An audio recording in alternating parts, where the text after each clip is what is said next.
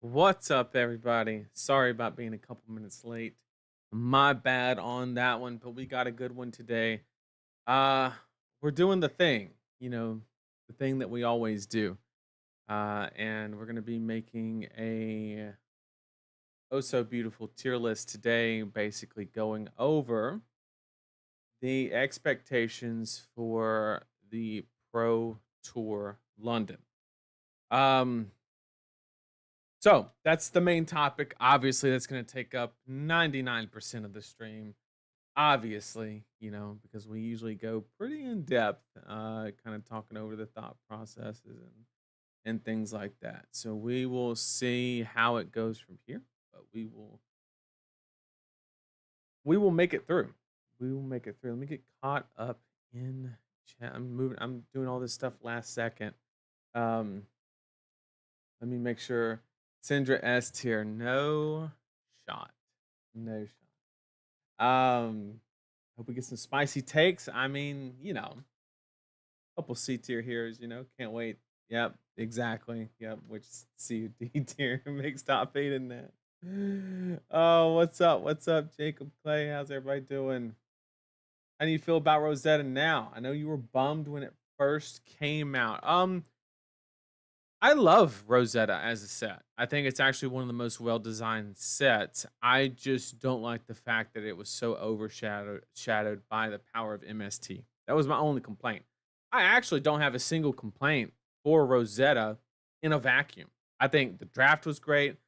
CC impacts were great. Malefic Incantation is a little bit good, but I was on the positive aspect of that because I used it. But yeah, I gave the wrong thought process or illusion. Just give it to me straight, Doc. Am I trolling or playing Dio? We're gonna get into all that. I'm gonna talk shit about your hero. I'm gonna praise your hero. Who knows? Probably not both, if we're being honest. Uh, I just hope Nine Somersault Aurora is. I mean, look, I've made some innovations, and I'm gonna throw it out on Twitter. The changes that I made. To give you a hint, like some of the things that I was hinting on, removing the pommels, going to pre-med, going leaning toward face purgatory, stuff like that. I made some changes to the deck that I think have been a vast, vast improvement for sure. Florian and B tier in the thumbnail. Okay, so if you've ever seen my tier list videos, the thumbnail is never accurate. It is never ever accurate. Don't you know, Nathan? Once a hero wins a calling, they are I mean, that's what everybody says, but then Syndra, what happened? Um, do you feel like the rune blades are creeping up to MST now? I do not. I do not think that they are in any way, shape, form, or fashion encroaching on that level of simply because they have weaknesses where the MST heroes. I challenge you to give me one. They can draw a bad hand like any deck can, but like true weaknesses, they really don't. Um, do-do-do-do-do. They've been set needed a boost. She still needs a boost. Uh, Cole is an amazing card. We're gonna get into all of that. There's a couple things that I wanted to hit on before we jump into the tier list. Give some people some time to come in case they I don't want them to miss anything. But basically, obviously, everybody knows by now we have the leaks that happened with the new heroes, and I just want to express how much that sucks for LSS, and I feel for the situation because um, now they're in a tough spot because they probably every keynote that they've done before every Pro Tour Worlds has been like the revealing of the heroes, right? That's been the trend historically, and I'm 100% sure that because we have a new class now since a long time, since Assassin was introduced in Dynasty, I believe, was the last time that we actually got a new class. Um, they were gonna do exactly that, and it got leaked, and it just I hate it. I hate it so much. Um, and it's super, super unfortunate, but it is what it is. It is what it is. Um, don't get me wrong. I thought the list was neat. Yeah, I mean, it's an interesting idea. I'm still working on it. It's a work in progress, but I think something is truly there. Um, it's not crept to MST. It's simply MST level. Um, depending on how you look at it. Yo, do you offer coaching? I do. Just hit me up in you can find me in the Discord, the Card Guys Discord, however whatever your preferred method of contact is. But I do offer. I've been getting that question a lot lately actually. Um he can teach you to bubble like no one else. I mean, that is very true. I've perfected the art of bubbling. Um and he's not exaggerating either. I think it's up to like 13 top 20 at calling level events. Like it's absurd, the number of those placements. But hey, consistency, you know. Okay, let's go ahead and dig into a little bit of something. Let's go ahead and hop over to the recap, obviously, in case anybody didn't know. But basically, the top 8 consisted of 5 Aurora that or 4 Aurora, which I don't think anybody was really surprised by. One thing I wanna kinda nudge you towards is notice these names. We have Alan Lau, Team Blue Pitch, Pudding, Team Blue Pitch. You know, that I beg the question, how much of that is Aurora? You know, give Pudding a, you know, any hero in the game, and I guarantee you he's gonna at least come close to top eighting the event. So, and I can say the same for Allen. So I know it looks like Aurora dominated, but I wonder how much of that is credited toward. And same thing for Jacob. Jacob's just been on a tear lately with this hero specifically. I've definitely noticed that for sure. And then Vespa as well has been just killing it on Illusionist. So a lot of these top 8 placements, not to take away from anybody else or anything, but I think these are just some killers, right? Jacob, Pudding, Allen, and I'm not familiar with the other names, the other 4, but like half of this top 8 is just stacked, right? Um, and then of course we had the battle hardened results as well, which kind of reflected the same thing. But we have Bun, also Team Blue Pitch now. Congratulations on that. And then we had a Vinny, which was really I want to say surprising. I think everybody kind of saw that coming. And yeah, so nothing crazy other than the win, right? Coming from Florian. Obviously that was a little bit of a surprise. But I once again, when I did my last tier list, what I said was we were going to start aggressive and go toward blocking. And that's what ended up happening. Uh, Literally to a T. We fortunately were able to predict the week when Syndra would begin her downfall. I said week 3 of RTNs. I got receipts in the videos, and that's exactly when it happened. I have high hopes for Necromancer. I do too as well. I'm very interested because obviously they're very thematic, right? So he's going to be playing out of the graveyard. I just don't know how. And I'm very interested because that's a very easy mechanic to get busted real quick. So I'm really curious how they kind of throttle that. Um, but very interesting. Spurlock's ban has given other players a chance to win stuff. I mean, that is true. That is true. Okay. Let's go ahead and get the ball rolling. Let me get all my stuff pulled up. Okay. So if you're not familiar with the tier list, first, welcome. Thank you for joining me. I really do appreciate it. What we're going to do is we're going to go from WTR all the way to the newest heroes, right? And we're just going to talk about them. We're going to maybe have a couple laughs and, we'll go from there. And I hope everybody enjoys it. Please feel free to interact in chat. Tell me I'm wrong. Let's have a discussion on a hero.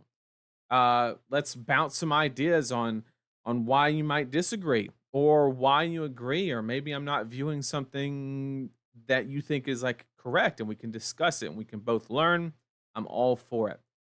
I never try to say that what I say is the truth, because everybody makes mistakes. But I do my best, and for the most part, it ends up pretty decent. And so you're wrong. See, he's got the right idea. He's got the right idea. We do not have a F tier for respect reasons. Actually, I take that back. We're gonna add that real quick. Um, we're definitely gonna be disrespecting. That's for sure.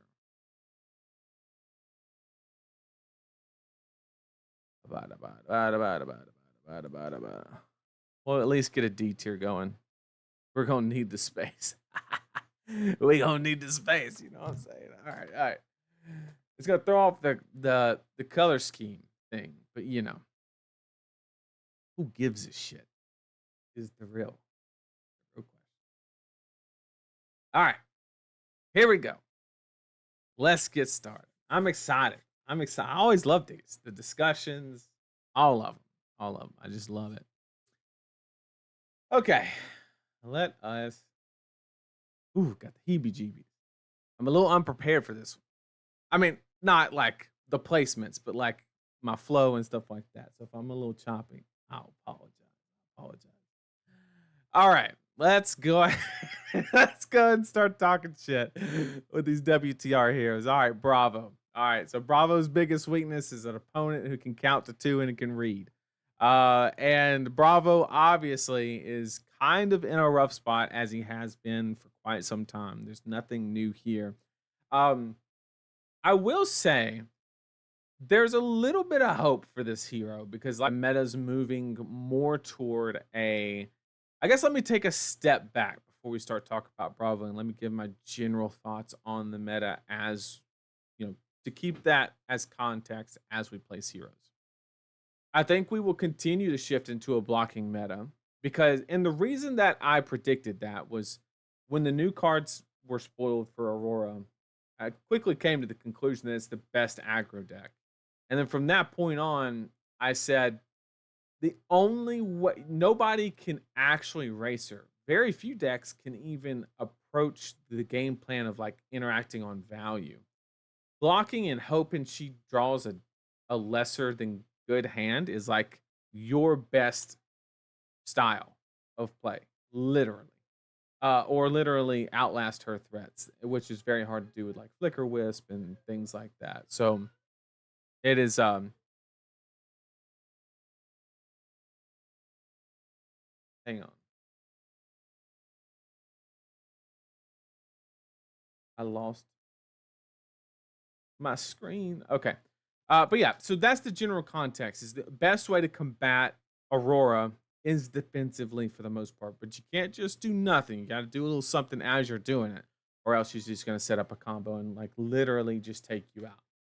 So, with that being, said, we're going to use that as context going forward for all the heroes. We go into a blocking meta. We've seen fatigue Bravo list kind of spring up, go away. And I don't know if it's the most optimal way for that strategy. He does fit the criteria. The problem is that his cards cost so much.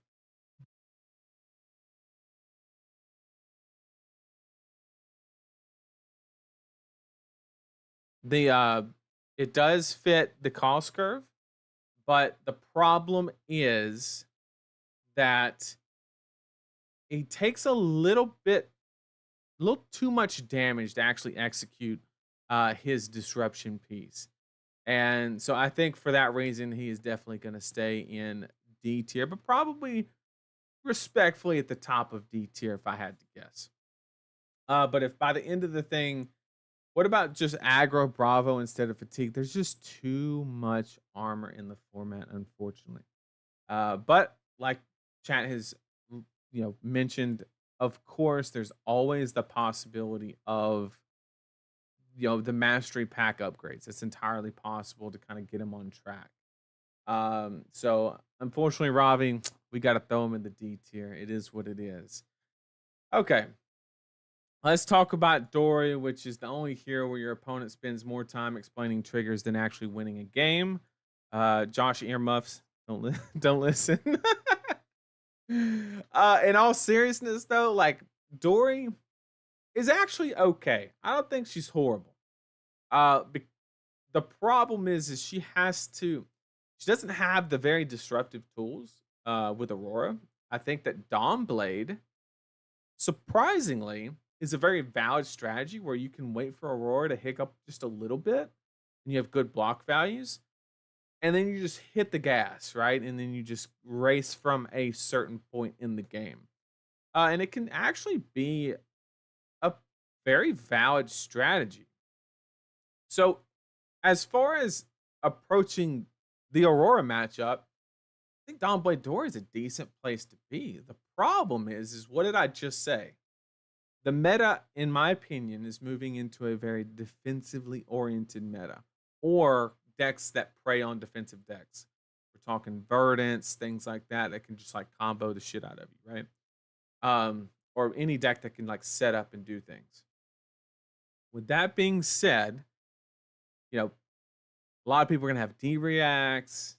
A lot of people are gonna want to be defensive, and Dawnblade Dory just struggles in that situation. So if you want to bring a warrior to Pro Tour and you just want to roll the dice that you're gonna run into just aggro deck central, you just build a balls to the walls aggro Dawnblade list with a couple defensive options. And if Jim goes your way, I think it's actually an okay pick, not an amazing pick, but like respectable, mid C tier. Maybe could work its way to top or bottom of C depending on how everything gets laid out. But this is normally I'm a fan of Hatchet dual wielding Dory. The problem is you don't have the disruption along with the value. That's the only problem. So that is my opinion. If you're playing more aggro Guardian, there's no reason to be playing Bravo. That's a great point. You should be playing any other Guardian except Betsy. Okay. So let's talk about good old Katsu, where this deck loses so often. I actually thought about making a drinking game after it. And Katsu is in the same exact situation. Like the deck is fine. Really bad that the deck that got destroyed by Shelter the Storm is this deck, believe it or not. Because there's so many breakpoints in the deck, and then you have so many combat tricks that go over like by one, breaking scales, ancestral empowerment, things like that. Just got destroyed by that card. So this hero is probably in once again, you have to hit. We're going to a defensive meta. You don't have the bonds combo line to set up on the people and then pull like tenacities out and things like that to really push that extra damage. So he's probably going to end up at the top of D, probably bottom of A. Is kind of the idea. Where do you sign up for the drinking game? That's a great question. We'll probably talk about that in the Discord. Let me see. Okay. Move. Yes. It's bothering. Okay. So now we gotta talk about good old Reinarm, where basically, discarding your own win con is considered optimal play. But sometimes it works. Sometimes it works. I know we're going into a defensive meta, and a lot of people think that, okay, that means Reinhardt must be good. The problem is he gets dumpstered by Aurora in most cases, not all, most. And then also, I the deck that can beat Aurora, you're not really preying on the super fatigue decks. Although I think he's an okay pick. Uh, Probably toward the bottom of C, mid C, give or take. So basically, it's going to win Pro Tour London.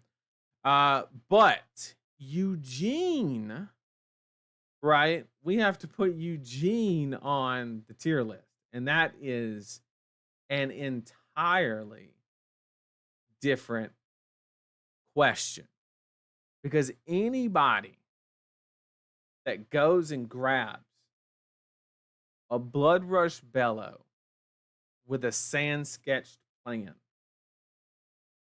is just the GOAT. It's that simple. So we're going to place Eugene on the tier list, and it's going to be way higher than Reinhardt. That's just a fact. We're going to go back to our tier list, and we got Eugene just chilling out down here in the currently discussing, right? And he easily breaks into the mid A, easy, maybe even top of A, at least. Just Giga Chad move to go play Sand Sketch Plan and go look for a miss. Absolutely hilarious. Absolutely hilarious. Oh man, it was one of the most entertaining matches I've ever seen. Uh, just ever. I think you're right, Chad. Probably S tier. I mean, simple as that. No questions asked. Anybody disagree in chat? Of course not. Of course not. Just is what it is. So Eugene, 100% S tier. Okay. All right. So now my shit keeps moving and it's throwing me off. Okay, let's talk about the hero that's going to the scrapyard and not living legend. We're going to talk about Dash IE. I have a confession to make. Um, I say this with a heavy heart. I lost a game against Dash IE in RTN season playing Viscera. I'm not proud of it, but it happened, and I just had to get that off my chest. Uh, Funny story. Basically, it was like Hanabi Blaster Dash, and I basically just committed to fatigue from the start. And yeah, they were running 73 cards. And it was funny because I would have fatigued him, but the last round he played against a Viserai that like tried the same strategy and he like won with like one card in deck and he was playing like 62. So he just threw in the other 11 cards and he won because of that. So super unfortunate. But I just had to, just had to make that had to make that confession. Anybody disagree, chat? Anybody want to get banned? Oh, that's so true. Oh, that's so true. Oh, that's hilarious. So, yeah, that's basically. I mean, not much needs to be said. I know I said we're going to a very defensive format, but the problem is there's still a lot of decks that can kind of combo. I mean, just to name a couple of decks that really would not allow. Actually, let's think about it. Come up with decks that you could not do the pistol plan against. And I would say Enigma, New, Vinny probably. Assassins, you're probably fine. Um, I think like Giga Tree Frog, but Aurora, I guess you could try to fatigue, but no, you can't disrupt, so you get dumpstered by Aurora. So you're probably gonna end up probably around top of D tier, might break into C depending on how things line up. But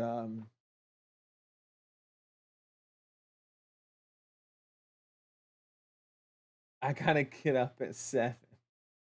Why am I still up Thursday morning at 2:30? Why am I like this? How'd y'all manage to get up in time for the big events and get enough sleep? I tell you what, man, it's a struggle. It is a struggle. But all right. Now we can talk about Kano, where they spend 95% of the game doing calculus and then the other 5% explaining why they lost. Uh, Basically, he had the flash in the pan, if you want to say it that way, where people just disrespected. And the problem is now that a lot of people are forced into AB1 due to Aurora, especially, and CLV sigil interaction. But more so that because Viscera is gone, a lot of people were able to kind of get rid of their package, their switchboard package for that real turtley style deck. And they have more sideboard slots to punish Kano, is kind of the idea. So I do not expect Kano to do well. Even in a blocky meta, because Aurora's just gonna chew him up. Literally on that reason alone should take care. If we go Giga Blocky, then like maybe there's a window for it, but I just do not see it. I think Aurora will stay no matter how defensively we lean because there are people that just want to play aggro decks, and there's a lot of them.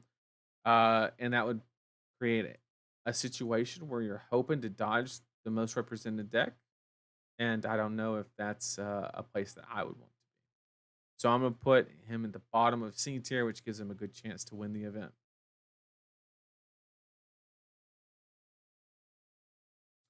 But will they respect Kano is the question. Even if they have space, they have to decide to bring it. That is a good point. And that I think that they will. Um, that's my opinion. I don't know if they will, but I do believe that it will be the case. Um, or Shock Charmers has been in all my Aurora lists, so I don't know who I don't know who's not running that. It's just free 50 if you have it. So now we can talk about good old, you know, good old Azalea, which is a lot like my paycheck. It shows up but never goes far enough. Um, the if you've seen my tier list any time in the past year, I've put Azalea pretty high 95% of the time. And this is actually the first time that I've ever been really down on this hero. I think Azalea, from every aspect across the board, is actually a really bad pick. She's gonna go in a decent spot on the tier list because she's fundamentally powerful and she can just get the right cards at the right time and make a good run. So, like, fundamental in a vacuum, she is a powerful deck. The problem is everybody's blocking, right? And with that being said, you just can't, she's I mean, she's been an A for so long in my tier list, I could charge her rent, but I just don't think we have to evict her. We have to. I think she's going to end up in B, probably mid to low B, if I'm being 100% honest. So normally I'm really high on Azalea, but not right now. Not right now. We gotta, now we can move to Levia, which is just like fast food. You could have picked something better. And actually, in the process, you're disrespecting yourself. But that's okay because some people, not going to name a cult, but some people are going to decide to play this hero. And that's okay. That is a okay. But I don't think she's a great pick in any shape, form, or fashion. Simple as that. And not only that, but there's been so many, how should I say it? It's one of those heroes where it takes a lot of finesse and a lot of know-how to really play the deck well. And I don't think that there's been a lot of distractions as far as like hero power level to distract good players away from the deck. thinking Viscerai, Enigma, New, things and Zen, to where I don't think the top tier players are really focusing on this hero. And if they're not doing it, I don't know who really is, other than the person recording it. So I just, that that ki- do I think that she does something fundamentally powerful? Of course. I put her pretty high on my tier list before because I am a Leviah believer. However, I do not think that she has it to make the distance. Probably ending up in low B, could drop down to high C is my current initial placement for um, for good old Leviah. Peterson, I'm playing a very interesting deck in Brazil this weekend. All right, I got a question for you, Peter. Have I placed that hero yet? Give me that at least. Give me that at least. Wouldn't call Aurora interesting. Okay. All right.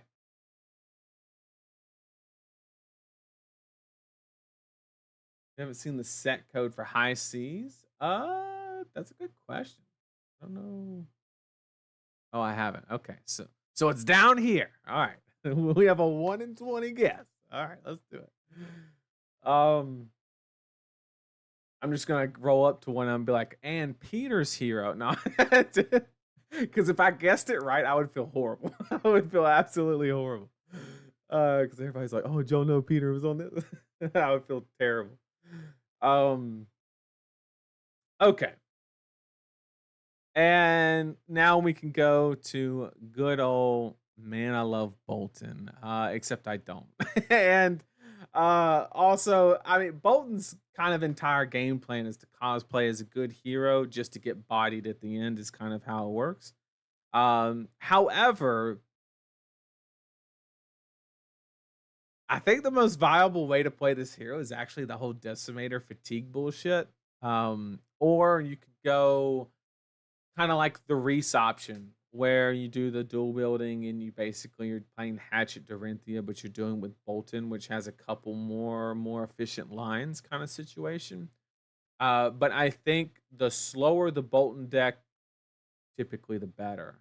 Combo's dead. There's too much arsenal disruption. There's too much weapon hate. There's just so much going on, and Raiden. Raiden, yeah. Yeah, he's going in C. Probably toward the bottom of C, just to put a little bit of respect. A little bit. Confirmed my LG SEA. Thank you for letting us know. I appreciate that. Maybe it was another guy. You can do a lot with set codes. That's true. Man, I love losing. See, that was a better one-liner. See, chat, you gotta help me with these one-liners. You gotta help me. The OG N3 hero. You guys are killing it, chat. The OG N3. That is good. Oh, that's a good one. I like it. I like it. I got matched against a Bolton round one, second RTN this past season on New Prism. I don't get why people think it's a hard matchup. Just don't let him draw any poppers.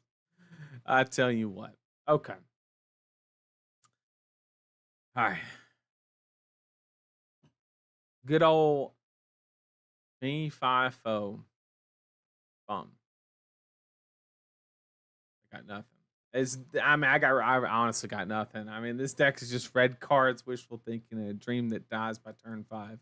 I mean, Fi is, I had him pretty high and on my last tier list, and the reason for that is I anticipated a rise in an aggro deck. Um, and it was a draconic ninja. It was just the wrong one. So I was on the right track, just had a little naming error basically. And then from that point on, everybody knew Aurora with the second the armory deck dropped. She was just going to take off like a, you know, like a virus almost. Um, Forget about it. Chat, you're killing it.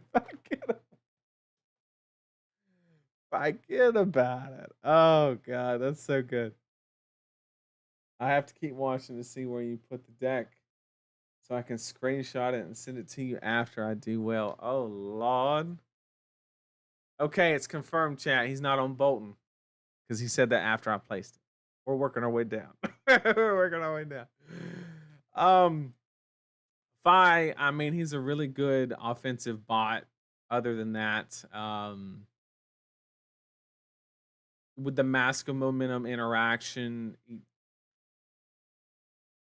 there's like some crazy shit that you could do. Maybe you could build like a surprise fatigue fight deck just for the draconic armor, but I don't even understand because then Ira, you're giving up, +1 every single fucking turn, which is just absurd. So I think he's got to go in C tier. I mean, like I said, he's a good offensive bot, but just not gonna, not really gonna cut it. Lower bracket fighter. Oh man, keep it coming. Forget about it. That's my favorite one. Oh, that's a good one. That one's too good. Good old Arachne Huntsman, bro. You ever played a hero at an event and the judge just walks by and like checks on you and asks if you're okay?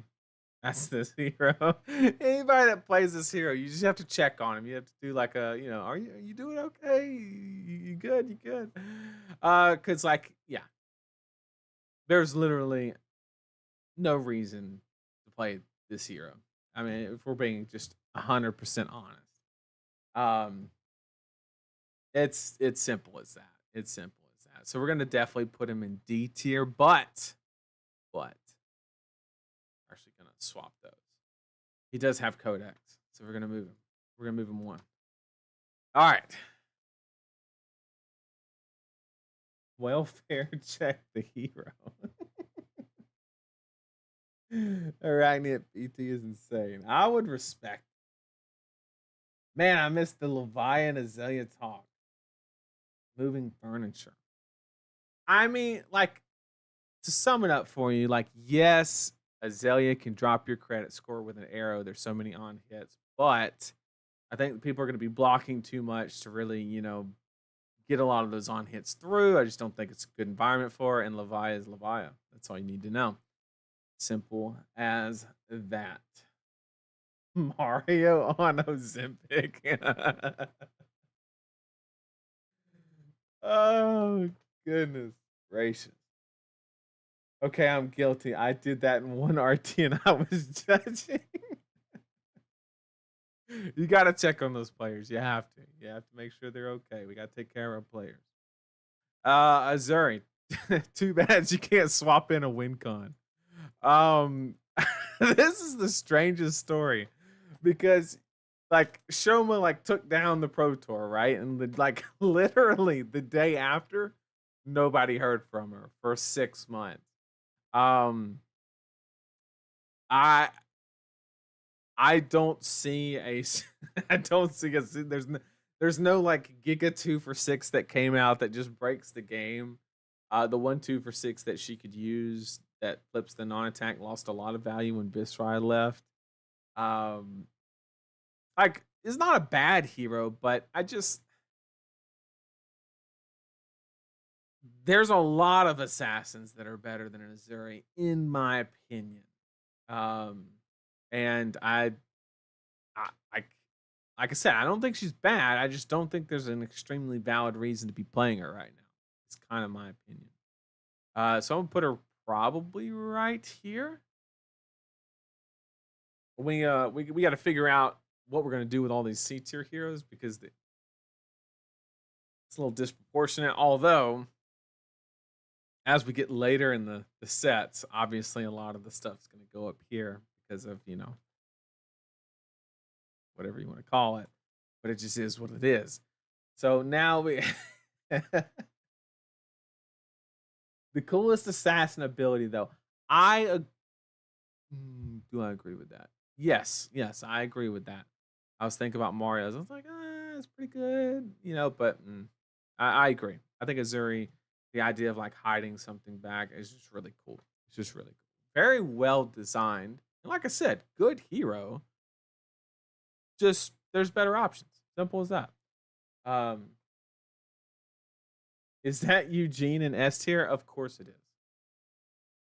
There's the card if you want to read it. Whenever you roll a 1, win the game anyway. First time a die rolls a 1 each game, put it into the bad dice timeout until the next event. And that actually comes from a backstory of, well, I don't know if Thomas knew this, but he was at an event, rolled a 1 twice in the same game, went and bought new dice. He like literally just said, nah, fuck that. Oh, Eugene's the GOAT. Oh, love it. Absolutely love it. Okay. Let's go ahead and talk about good old Riptide. Good old Rippy. Um, basically, Riptide's interesting because he wins just enough to validate a bad idea, which can put you in a bad spot, myself included. I'm a Riptide LL point contributor. All the one time I played him, but he does something that's strong. The problem with Riptide is you have two ways to build the deck. You either go aggressive or like mid-rangey fatigue. And to beat Aurora, you have to go aggressive. To beat everything else, you have to go mid-range fatigue. And it's a rough spot to be in. So you're kind of, and when I say you're beating or losing, it's not by like a whole lot. So you're not gaining like a whole lot of equity if you guess right. You're just slightly favored. So I don't think he's a horrible pick, but not what I would bring. Probably the bottom of B. Probably gonna make it down to C for being 100% on.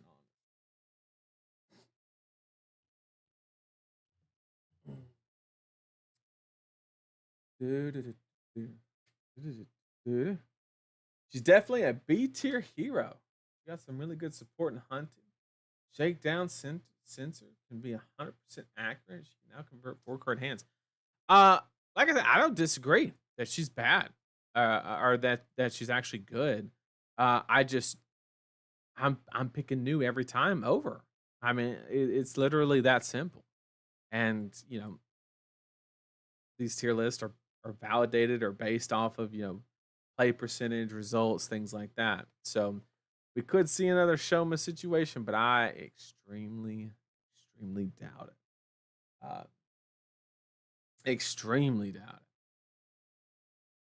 And now we got good old Vinny. Now Vinny, we're gonna take a little bit of time to talk about Vinny because she's starting to pan out a little bit like Leviah with extra steps in the same existential crisis.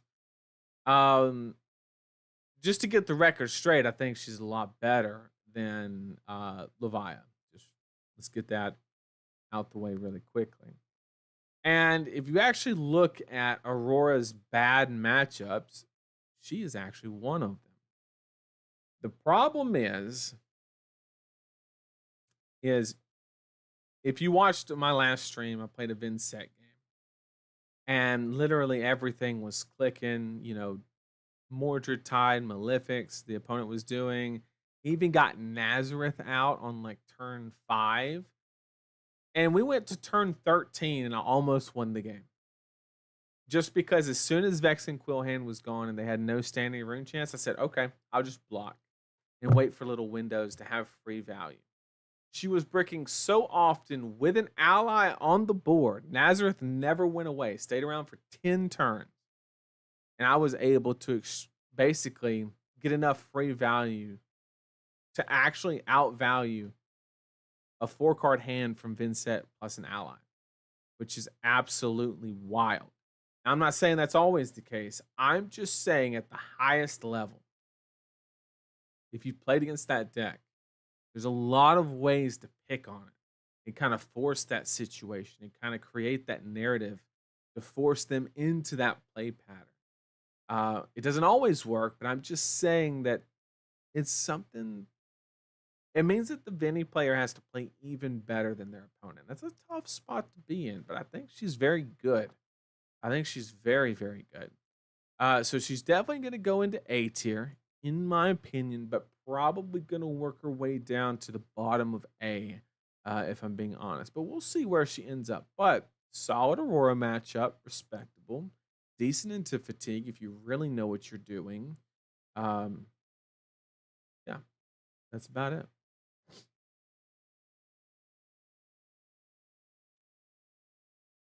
No, that's all, including Dreadbore right now. Dreadbore. We're not gonna talk about that. We not gonna talk about that one. I'll watch it a little longer, but I'm switching to my phone and going to bed. Saying bye now. Have a good one. See you next time. I appreciate you joining me. Have a good night. First 4 turns have been said is super critical in every match. 100% agree. Deck is extremely hard to play and better if the player is better. I agree with all of those things. So I think she definitely earns a spot in A tier, but just don't be surprised if she works her way down to kind of A at the bottom of A tier kind of territory, give or take. Now let's talk about a very hot take. Okay, because I think that this deck right here is just an unpaid internship at a at a fantasy cathedral is all this deck is full of. I just everybody's really high on this deck, and I don't understand why, because I think the Prism players are getting free wins that they don't deserve, because if you understand that you can literally outvalue Prism by blocking and popping at the same time, like if your goal is to take it long and not get blown out, like if you don't have a D react and you don't want to risk, uh, you know, a Celestial Reprimand if it's the type of matchup that they would run it, or an Angelic Wrath if you don't have a D react, all you have to fucking do is block with 2 cards and one of them be a popper. And she gets dumpstered because she can't have Angelic Wrath and Celestial Reprimand every single fucking time. She just can't do it. And so I okay, I'm staying at my keyboard just a little bit longer. I don't think she's bad. I just don't think you're gonna get the free wins anymore. And if you're not getting the free win, like you were picking on Syndra, sure. Aurora's not a free matchup, not even an easy matchup. It might even be a slightly unfavored, especially if it's a list like I'm not talking about the somersault. I'm talking about just my normal Aurora list has 3 poppers in it. If I draw one of those, you lose the game. Simple as that. I pop one time, I outrace you, guaranteed. And I have like a 50-50 chance to beat you if I don't draw the popper. So I just have like a free win con floating around in the deck that if I draw it, I just win. And then it's a 50-50 if I don't. That's a pretty fucking good spot to be in. And so people are just up on this hero, and I don't get it. I truly think this hero is strong in a vacuum, but if you look at everything surrounding it, I think she's kind of dog shit. Even in the best hands, I just do not think that this hero has what it takes to convert the tournament. Simple as that. I don't care if they're a god at drafting. I don't care. I just do not think, I simply do not think that this hero has it. Out of respect for the hero, she's going to go in B tier because I think she is she's a powerful deck in a vacuum. She does a powerful thing. She can high roll, sure. But yeah, like I see people A, maybe even S. I think that is wild. Never happening. Prism is nowhere close to Eugene. Not even fucking close. Oh, you also have press. Exactly. Exactly. Starve Soul, Block Burst Herald, win game. Holy shit. Other people figured it out. It's not that hard. How many poppers is enough, do you think? That question is going to depend on what strategy you're trying to implement. If you're trying to grind them out and fatigue them, probably need 6 to 9. But if you're just racing them and you're using them as like what I explained, free win cons, then 3 is plenty. Riptide would be really good if under the trap door would have been an assassin. Oh yeah. Oh yeah, that would have been nuts. I think she's up because with hunted people have been bringing. Yeah, I think they're gonna start bringing poppers now because they don't have a reason not to, especially with Enigma leaning more into Miraging Metamorphs and Phantasmaclasms playing the more tempo based game plan. A popper can just do some damage.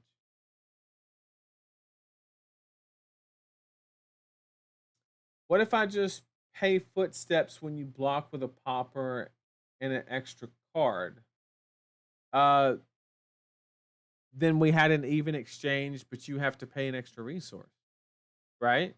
You pitched a card, played a card. I gave you 2 cards. Now you have to pay a resource, which throws your entire curve off unless you happen to have War Tune, is the idea. Um, and I control that, right? It's not whether you have it or not, or anything like that. It's I get to dictate that. I get to do similar things with D reacts. I mean, Kevin, I know you're gonna die on the hill, and I get it, but I just don't. With Syndra gone, that was my prediction in week 1. I said as soon as Syndra fell, within 30 days, Prism would follow. That was my prediction, and we're coming up on 30 days. Is all I'm saying. That's all I'm saying.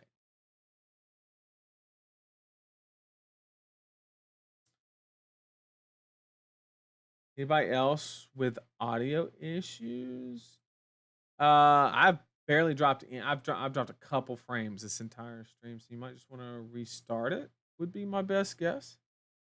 Fine, going up to 3 CNCs. Oh, yeah. Syndra dropping off was unfortunate. I agree. Does one calling dictate that Syndra has failed though? Yes. Because it's not one calling. It's she was massively represented with a good matchup into Viscerai, right? And then Viscerai leaves, and week 3 and week 4 was like this, just down. She went from 16 wins to 10 to 8, just a straight trajectory down. Viscerai left the format, which was a good matchup. Aurora came in with the new cards, which is not a good matchup. So she's dog shit. Simple as that. If anything, I would spin that statement and say, given the events that occurred at that event, does one calling win justify that she's good? That's what I would. That's the argument I would make. Oh, do we got doggies in the background? Which one? Hey, honey. We got doggies hanging out. I gotta get up in 4 hours. Bye for have a good night. Prism also bullies bad players in general. PT level players will know how exactly. Josh gets it. Josh gets it. Do you think Prism is stronger in a more localized tournament as opposed to? Of course, the weaker the tournament, the better Prism is. It's just that can be said for Illusionist as a blanket statement. Period. It's not just Prism. Illusionist does better. I'm not saying it's the only reason. I'm not saying that anybody that ever won with Illusionist did so because they played against people who didn't know what they were doing. I'm not saying that. I'm just saying it is a skill check and then a game. And sometimes people don't make it past the skill check. It's just a fact. Simple as that. Some decks present that situation. Dory used to do it back in the day. You didn't know how to handle the D reacts or blocker. You just lost the game because you did not know what you were doing. But now cards are worth 4 value. So that's not a problem anymore.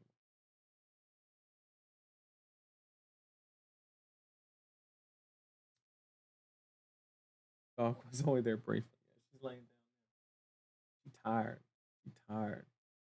Okay, we spent long enough on that one. Let's go ahead and talk about good old Dash IO, the hero that's like building IKEA furniture. Complicated, frustrating, and halfway through, question life story, your life decisions. So Dash.io is an interesting one actually, because I'm gonna be honest. Got another confession to make. No, I didn't lose to this one. I know where you were going. I think the hero was dog shit when when Calling Memphis came around. I watched Aaron play in that new card, and I said, something might be here. I don't know what it is. I don't even know what it looks like, but there might be something there. My only problem is you have to build a deck that is solid in fatigue, right? Which is like a skill intensive situation. But you also have to be able to race Aurora, which Dio can actually entertain the idea with boom grenades, things like that. It's not you know, it's not it's possible. You can actually hold game into Aurora. And the only problem is there's only a handful of players, Sam Sutherland, maybe Aaron, that I think have the potential to really just play at that level. Um, in those specific strategies to where I don't think she's a terrible pick, but you have to you got to be top 10 on her. Like if you're not, don't bring it. Yeah, I think it's literally that simple. So out of respect, I'm going to put her in B tier because I think she there's something there. Like I said, I just don't know 100% on what it is. I'm going on gut feeling on that one. Gut feeling. And especially because this is what Peter's playing. I'm just kidding. I don't know that. I was just joking. Just joking. Oh, he's, he's gonna hop in the chat. How did you know? Okay. Now we can go ahead and talk about good old Max. Good old Max. Got all those wrench themed cards coming out of the armory deck. And hopefully the first thing he can fix is his his win rate. Because all I'm gonna say is like the cards are good. Like when I saw the Aurora cards, or even the KO card, or I'm not gonna say Bolton because that armory deck was not like the others, and even the Azalea armory deck, all of them. I had the ability to look at the card and say, okay, that can kind of slot into a strategy. Doesn't need an absorbent amount of support. These cards that are coming out do not fit into anything, which I think is why it is my opinion the max will be the max armory deck will be vastly different than any other armory deck that came before it. And I think there's actually going to be somewhere along the line of like 15 to 20 new cards in like commons and rares and things like that. Because if you just gave him those cards, he's gonna need a lot unless the equipment is like that busted. If they give him the equipment and the equipment solves all those issues, I'm kind of doubting there. Then like he's gonna need more cards. It's just simple as that. So I'm just I'm interested to see where that ends up going. That ends up going. But currently, I have to weigh it without those cards, and he's just total dog shit. Um, he's just literally like one of the worst mechs. I don't know how to put it. Really, really bad. Um, this is gonna be fun. Teklo, awesome. Chat. I think this hero is Giga Sleeper. I just don't know if he's gonna wake up. That's the only problem. I think that this is like the darkest of darkest horses, right? Like, if what I predict is correct and we go to a blocking meta, and the best way to combat the strongest deck in the game or the best aggro deck in the game is by blocking it, then theoretically, Tekla is actually not a bad place to be.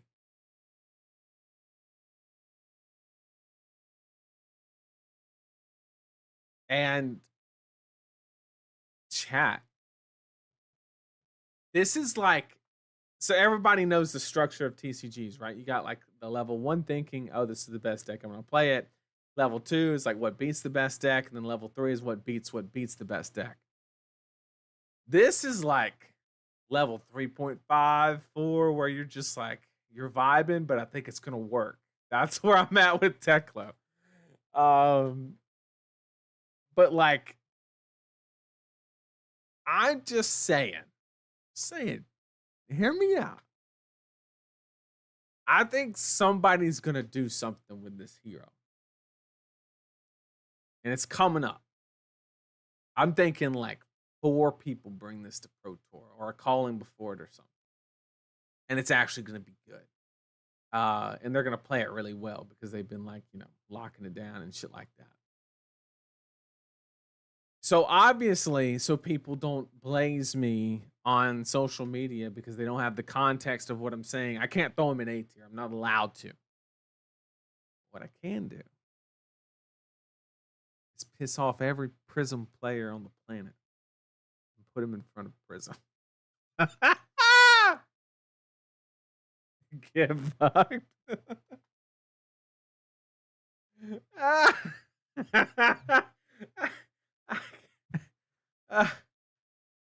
I can't do that. I can't do that. Okay. God, it's gonna make this tier list look so stupid if people just take a picture of it and send it to somebody. I'm gonna look like an idiot. Okay. Never mind. It's going down. I'm putting him here. Okay. You are a criminal. Oh. Too late. Already screenshot. Oh. All right. So I'm gonna put him at like a respectable B.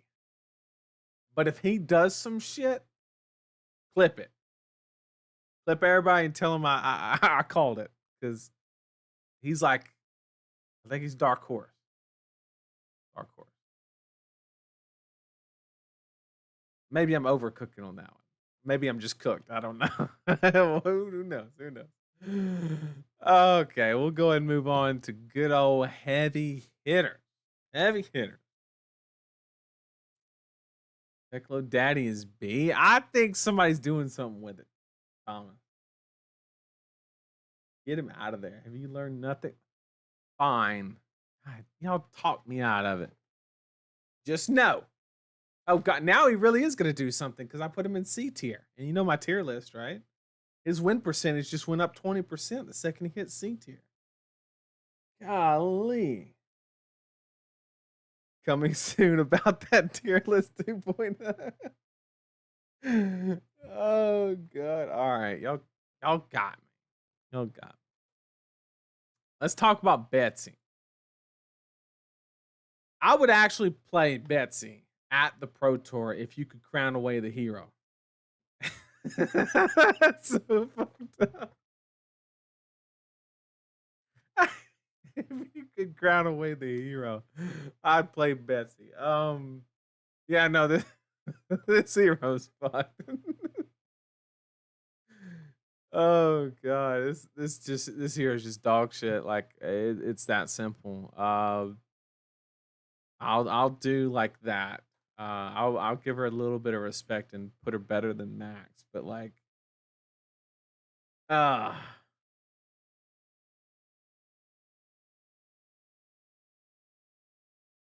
can't we say someone doing something with any hero? Yes, but like I got a certain feeling about this tech. I think it's happened. Yeah, wrap it up. His brain is fried. If Tekla Boston is Dark Horse, then I'm a Robbie. Oh man. All right, you can't talk me any lower. He's in C tier. It's happening.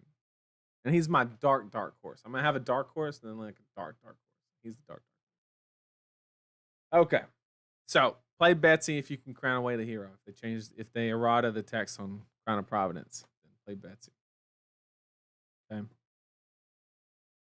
Let's talk about good old Victor. All right.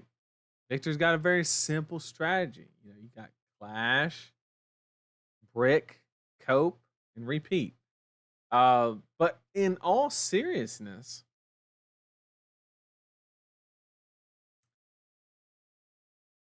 it, you know, playing Victor at PT is actually kind of cooking. Like actually, I'm not memeing. I'm not memeing now. I know we just got done talking about Teklo. I'm not memeing. Victor is actually decently positioned if you look at everything, right? He's got a decent Vincent matchup because he's like one of the only heroes that can like actively trade in those exchanges while she's being defensive. It's not amazing, probably close to 50-50. You're going to get dumpstered by new. It's going to happen. I think you can build the deck in a way to where you have a shot into Enigma. Not going to be favored. Not even going to be 50-50, but you have a chance to win. 9 Thunk is playable. See, Taylor knows. Taylor knows. Yeah, I do agree with Thomas that I think it's actually a pretty interesting idea, and it actually has some validity to it, believe it or not. But I think that this hero, like if he was 5% of the field, I'm not shocked, and I think overall those win percentages are going to be decent. They're going to be north of 50%. So I think that Victor's actually a really respectable pick. To the point to where I really want to put him the top of B, but if I'm being 100% honest, might even make it into A. In fact, I kind of want to do the reverse. I want to put him at the bottom of A and justify taking him down to B. But I think that he's actually pretty.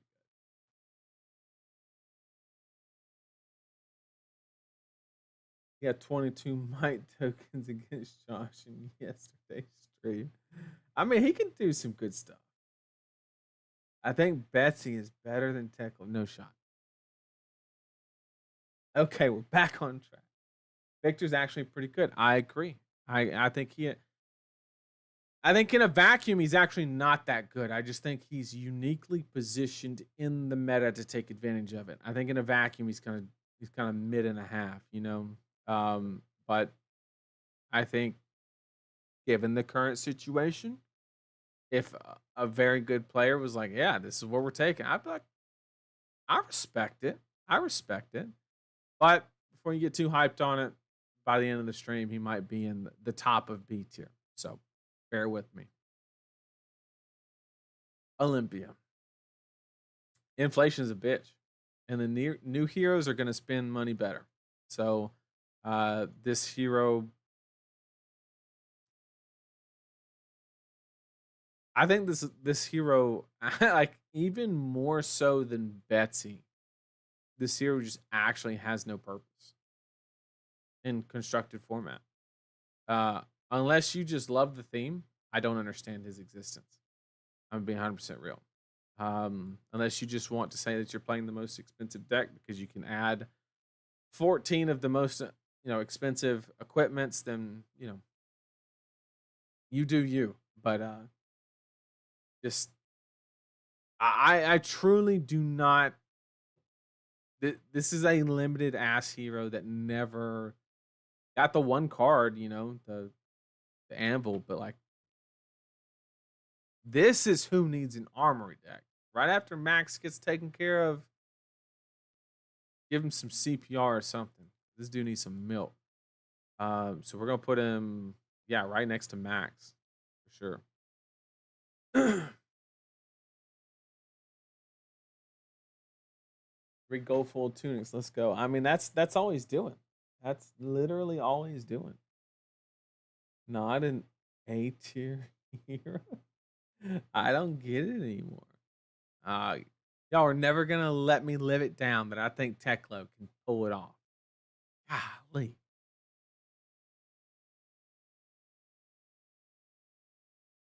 Kasai. Good old Kasai. Good old Dory with a side hustle. Okay. Dory that does Uber Eats. Kasai is so mid. I'm sorry. Dual wielding warrior. I think there's better options. I'd play Dory. Hell, I'd play Bolton over her. And I'd do Reese's like kind of strategy with dual wielding. If I was going to do that. Hell, Fang does it better. I literally think that she's only better than Olympia at dual wielding. And unfortunately, the way she's designed, that's kind of the only way that you can play her. I know I have a very love hate relationship with the Kasai community. Because I do talk a lot of shit on her, and it's because yeah, she kind of sucks. And it is what it is. Had the one event from the calling when somebody won that one, and then ever since then, nothing. Like no top eights, no just nothing. Ever since that what calling attached to the Pro Tour in LA. That was the last time we heard from Kasai. That's it. And nothing is going to change. Because if you are going to attack the meta with a warrior strategy, she is one of the worst ones to do that with. Plain and simple. DoorDash Dory. Holy shit. DoorDash Dory. Bro. I'll take my royalty payouts in Fab Car. Oh man. Teklo has genuine 1090 Syndra and Aurora matchups against competent pilot. Well, the Syndra matchup doesn't matter. But I agree. But sometimes, right? Taking the approach of dodging a matchup is sometimes correct. Especially the time when it is most correct is when it's a mixed format tournament. That is when you actually get the most value because you're playing less rounds to actually take that risk. It's actually historically why illusionists do so well at mixed events because they have the really polarized matchups and they do really well. So yeah, Kasai ain't doing it. Just bad. Just bad. No other way to put it.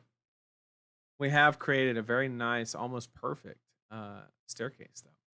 But still, undefeated at the top is Eugene, just hanging out.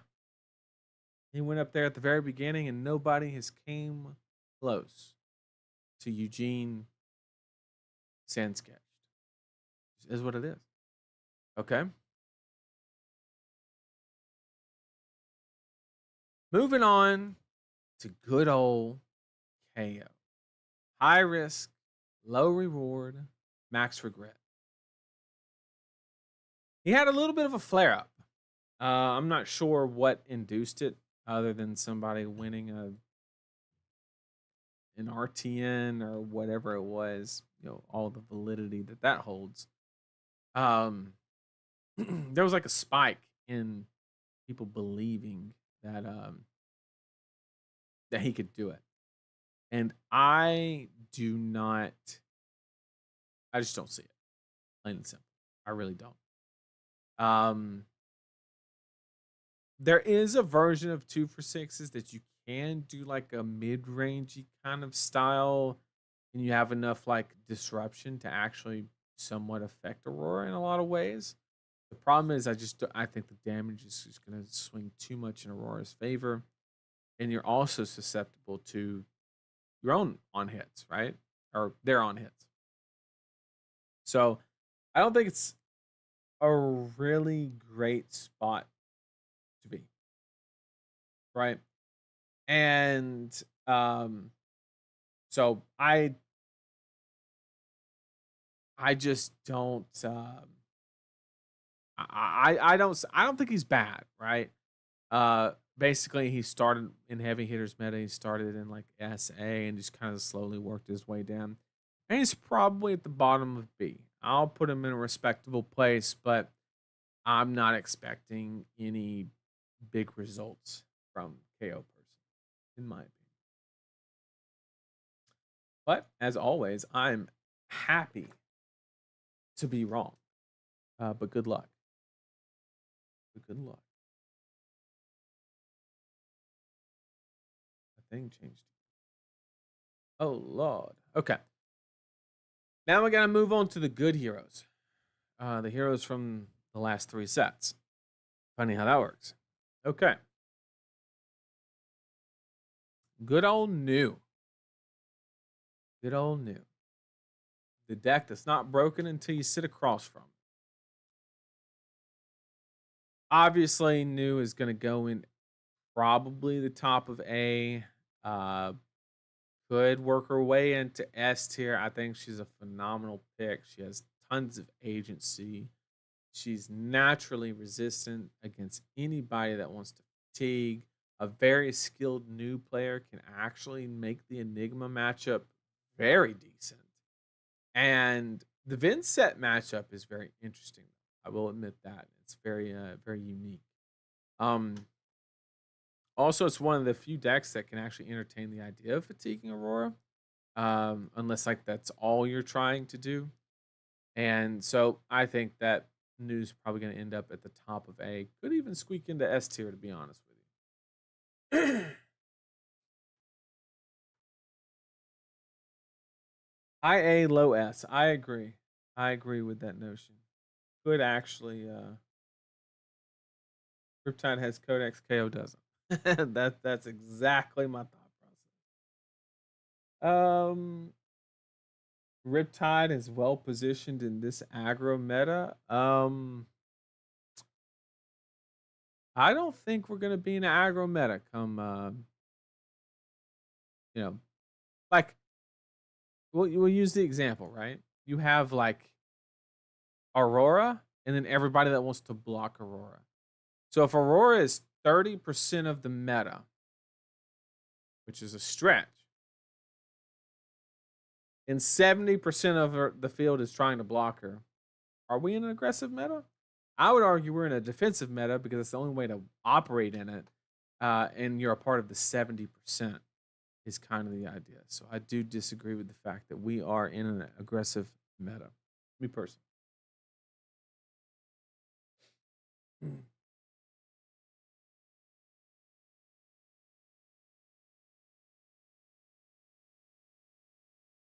Okay, moving on. Good old Zen. Bet you didn't know, but now there is 5 states of matter. You got solid, liquid, gas, plasma, and Zen. Okay. Zen is always, as long as there is a tutor ability attached to a hero in this game, it's going to be a viable pick. Plain and simple, right? The question is, how viable is he going to be? That's a great, great counter.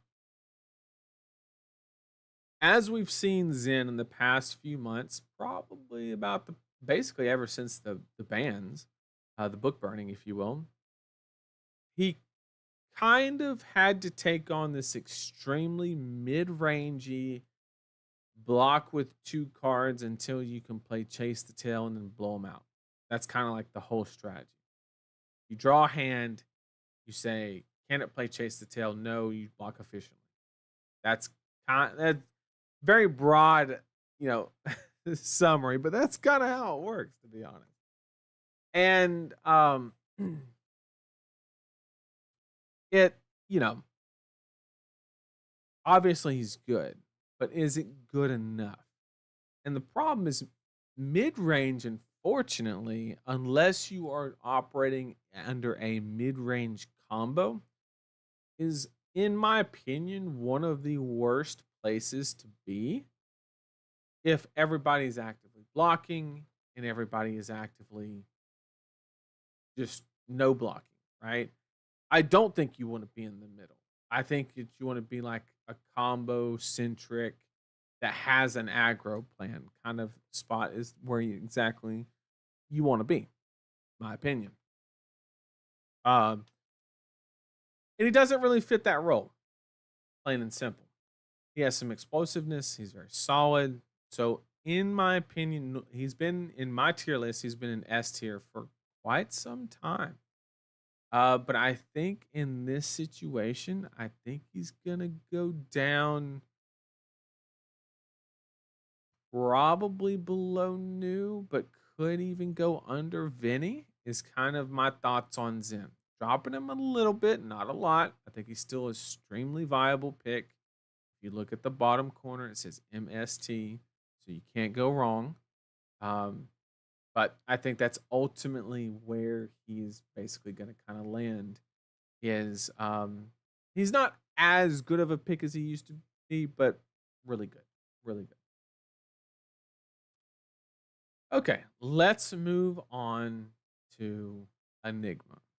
Okay, now Enigma doesn't have matchups; she has victims.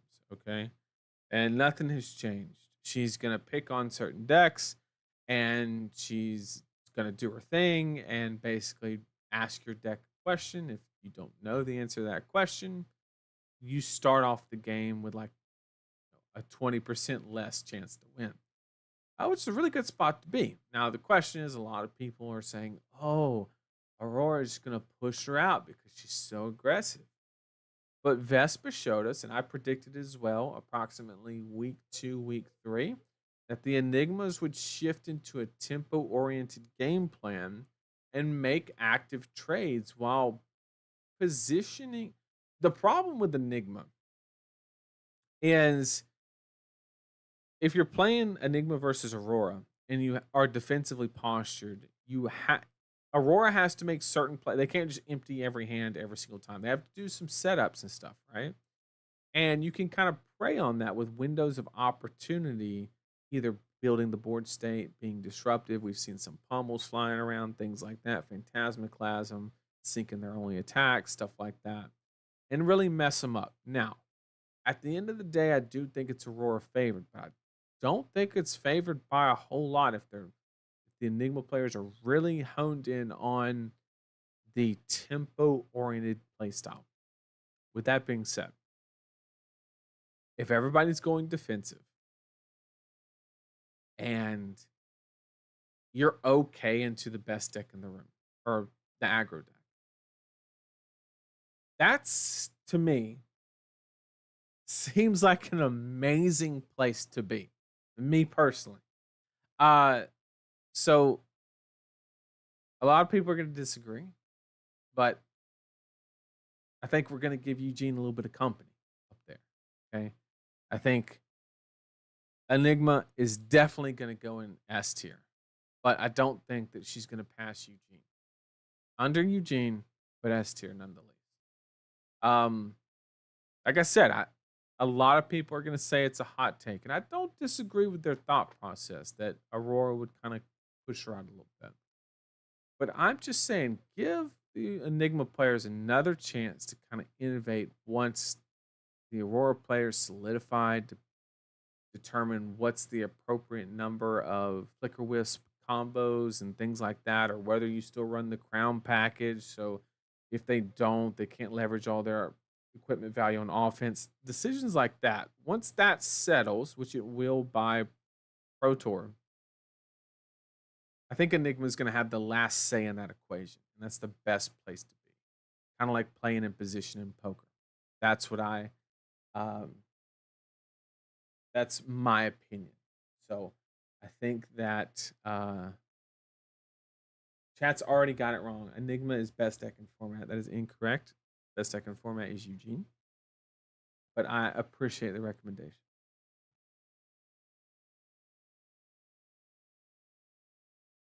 Eugene at large is not S tier, but Enigma in the hands of a high skill. Okay, all right. I guess Enigma can pass Eugene. Sorry, Eugene.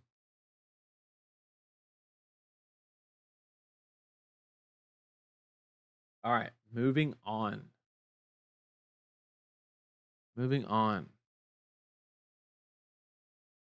Oh God, what about this hero? Oh my God. Now,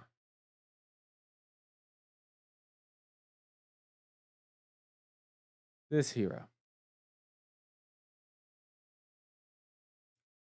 I'm gonna keep it a buck on this one. On the surface, I think overall the hero's production. Okay. The method that I just explained, I basically said that you need to have a decent game plan into aggro and you need some kind of combo situation for the people that want to block you. Acilio, from a theory standpoint, does hit those wickets. Everything that I described of what you should be playing, he has. The problem is I don't know how good it is. Okay. So I'm very reluctantly going to put. First of all, we need to fix this. We're going to put Dory here. We're going to put Acilio at the top of C. But Acilio, for some, just what he does might fit into the meta. Is kind of like that Victor situation where in a vacuum, kind of dog shit, if I'm being 100% honest. But there could be a situation if somebody figures something out, how it can attack the Aurora matchup. I don't know how the fuck you do that. I'm just saying if it's there, it's popping off, right? Because you can stack defensive people, just blow them the fuck up and just be done with it, right? So I'm gonna reluctantly put the hero in C tier. I'm doing that so he can win. I'm taking one for the team here. I think he could easily be in B tier. Easily. If somebody figures something out. That's the key. I don't know of any. I'm not like saying that knowing somebody figures something out. No, I truly don't know. It just matches what I described of what you want. And I'm just assuming that there are some brilliant players out there are going to come to the same conclusion and work on it. And if they did, I think they'll be rewarded. Does it mean they win the event? I don't know. They still got a draft. But maybe it works. Kind of the idea. Good old Verdance. Okay. I did a stream on Verdance, and I'm basically a Verdance main because I played 2 games and won 2 games. And that's just, don't hate on the math. That's just the way it is. And I don't know how she wins. And she literally just wins off of vibes and vegetation. I don't know how she does it, but she does. And once again, I described the situation that what you want is like a combo-esque kind of play style that does decently into the aggro side of things. The problem with Verdance is that she does not have. The Aurora matchup is dog shit. There's no way to cut it. It is absolutely horrendous. However, if you wanted to bring a deck and like your game plan was dodge Aurora, then like that's the one. That's the one you want to play.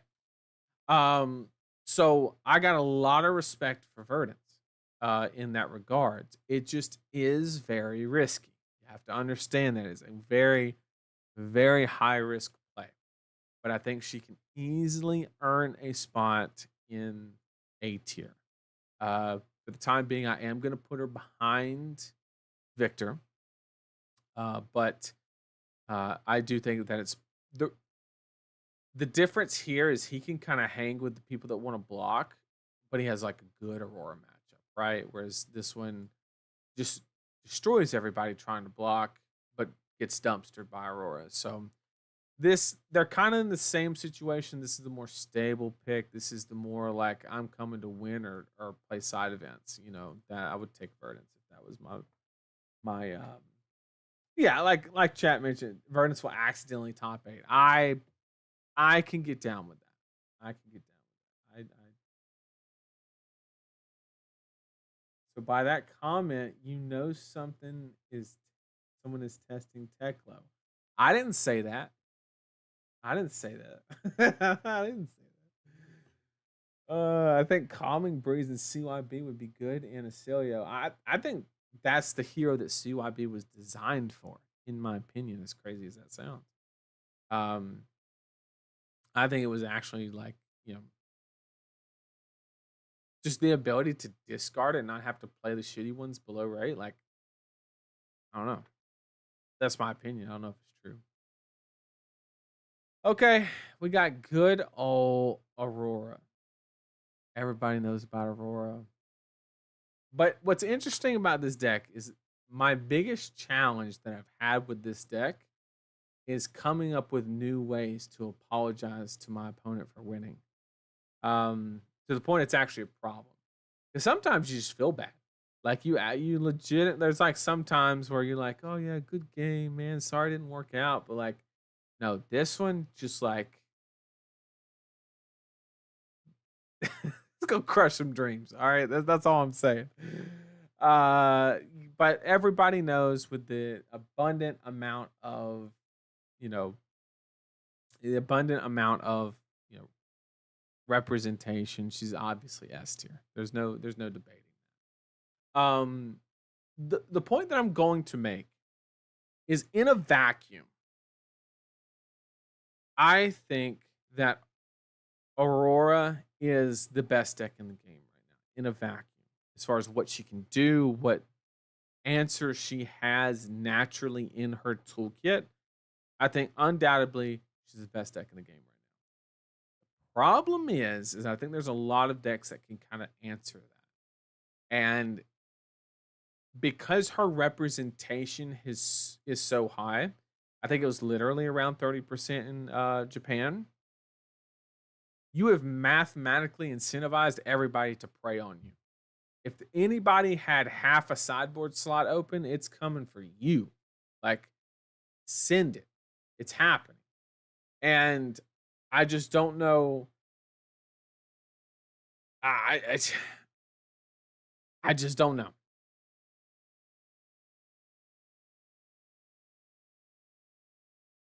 So I'm gonna put her as best deck because in a vacuum she is. However, I am going to lead saying that her conversion rates are actually going to not be amazing because so many people are coming ready. So I'm going to put her right up there, but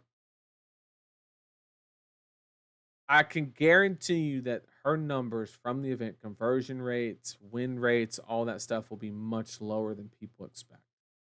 Much lower. But she'll still be highly represented. She'll still do well. You'll still have 2 in top 8. You know, the normal stuff will happen. But there ain't gonna be 4 in top 8. I'll tell you that much. That's not gonna happen.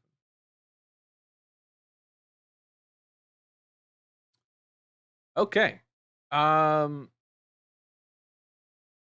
Now we can talk about Florian. And Florian's actually a hot topic right now because No pun intended. You see what I did there? Hot topic, emo. Okay, all right. Well, um, Florian's interesting, and obviously, like he just won the calling, right? So everybody's asking, is Florian the real deal? And as somebody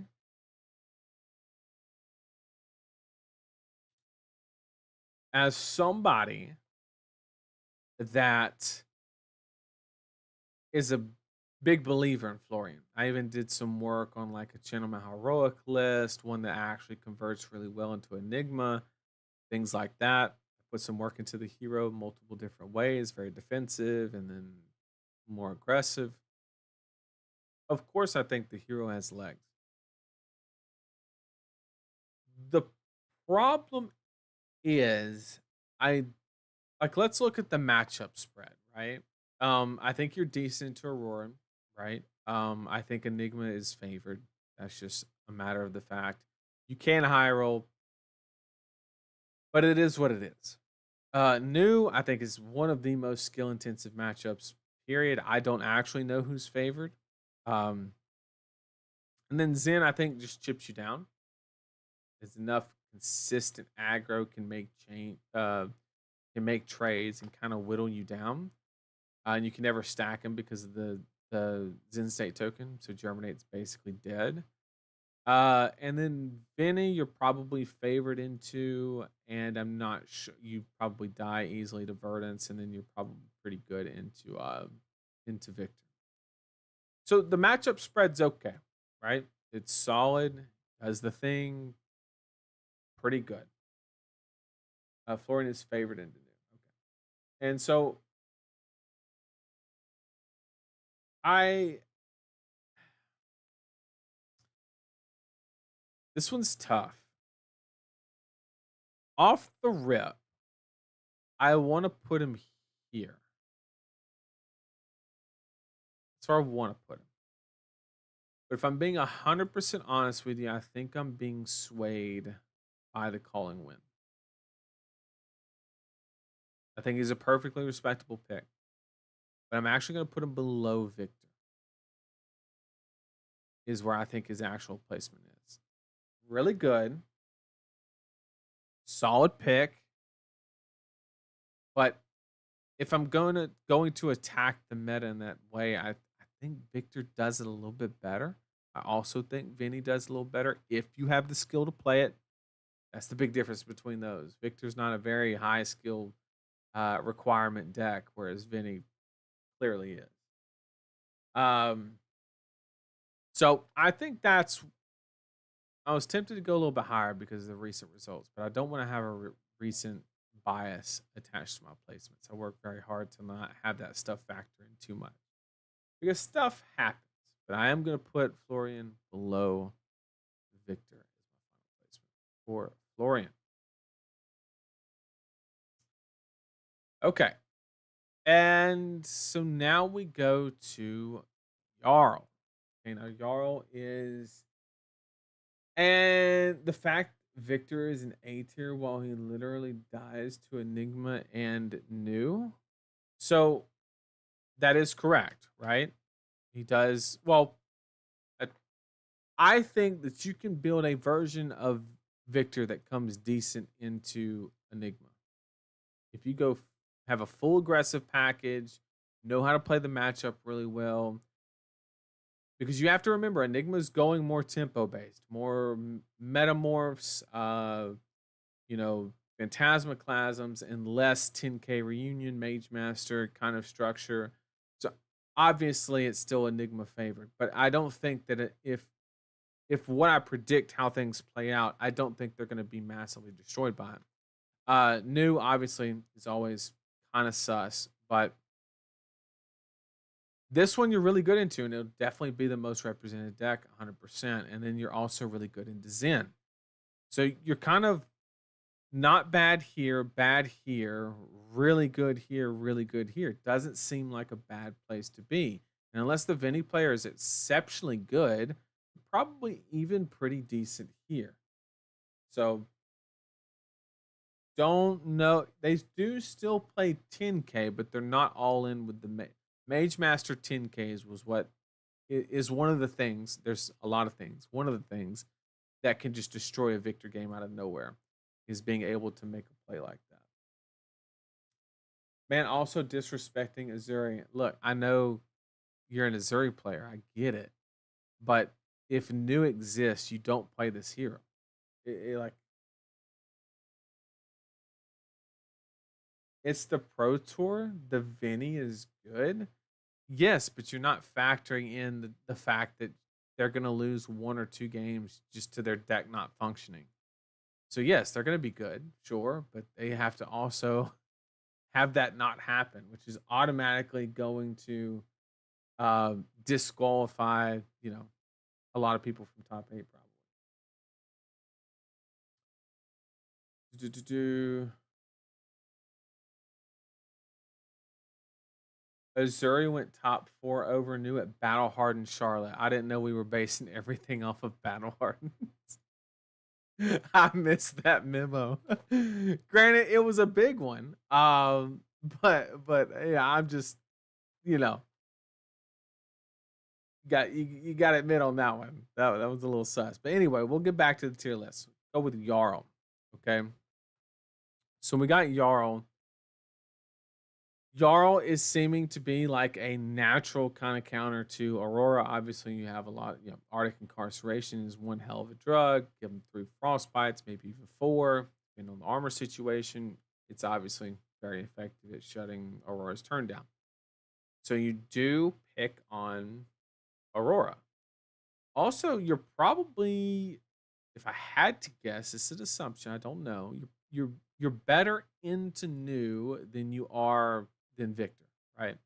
Because your blues don't like kill you, whereas Victor's blues will kill him via new, right? I'm not saying it's good. I'm just saying it is better, okay, which is improvement, right? However, I think that trades with the fact that your Enigma matchup, in my opinion, is probably going to be worse than Victor because Victor has the ability to be a lot more aggressive. So I think you're kind of the difference between these two heroes. I think they're both perfectly fine into Aurora.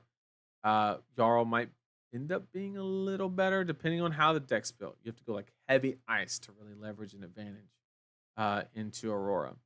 But it's kind of who do you want to be better into?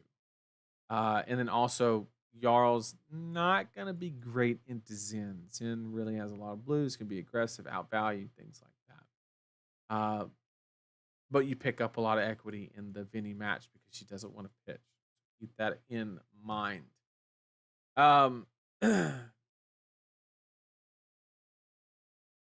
Okay, the Teklo thing was a meme, okay? You had to have been there. Had to have been there. Somebody had to take the bullet and be behind Teklo. Somebody. Oh man. Palmer's third eye is open, to be honest. I'm just saying. What other person is going to tell you when Syndra is going to die to the weak? I said week 3 of RTN, the decline starts, and boom, it happened.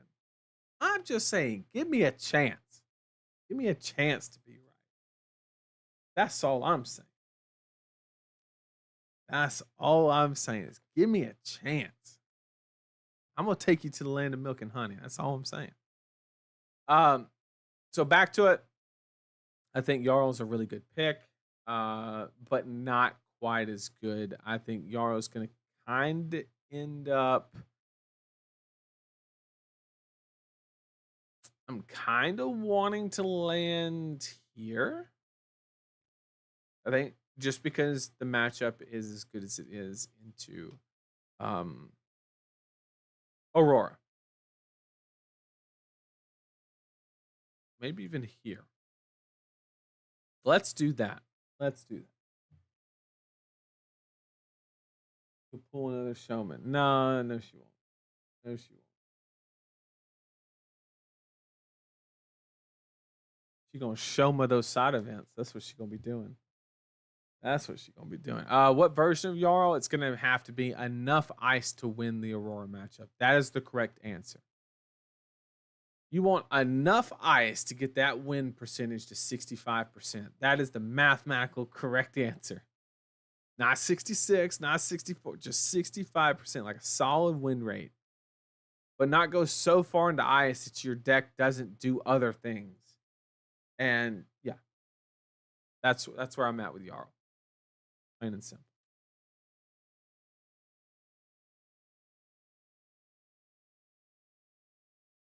Verdance, I think, goes above both Guardians. The matchup is difficult for both of them. I agree, but the reason that she's not is her Aurora matchup is absolute doo-doo. Like, actually. Okay, let's talk about the vanilla ice cream of heroes. We got Ira. Ira. Good old +1. Trusty Rusty. The Toyota Camry. Toyota Corolla. Whatever you want to, you know. Ira's interesting. A lot of people are down on Ira now. However,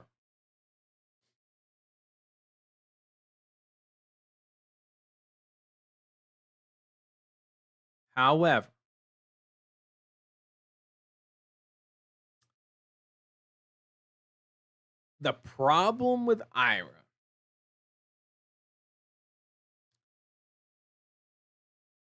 so it's kind of interesting, right? Because the reason that people were down on Ira was she didn't have game into the really fast decks, right? Because they would just outrace her. And nobody was being slow enough to where she could accumulate appropriate amounts of value from her hero building. The problem is, I think that will actually happen. I think decks will slow down enough to where she can actually do that. She can equip a package and be defensive against Aurora, but also very aggressive, like a switchboard plan, um, into decks like Enigma and New. So kind of the inverse situation between Prism and the rest of the community. The rest of the community is very high on Prism. I am not, clearly. The opposite, I think, is the situation for Ira, whereas the rest of the community is really down on Ira, and I think she's a perfectly acceptable pick, assuming that you build it right. And I think what you're going to have to do is cut some equipment, maybe, but really have a true switchboard kind of built in where you can go really aggressive out of nowhere and then go just slam the brakes, have a bunch of D-reacts to lean on. And if you could do that, I think Ira's actually like does decent into a lot of these decks and actually can hold her own weight. Is she going to be two of them in top 8? No, but I expect one in top 8. I'm going to be honest. So I'm going to put Ira at the bottom of A tier. I think it's a very respectable pick. A lot of people are down on her, but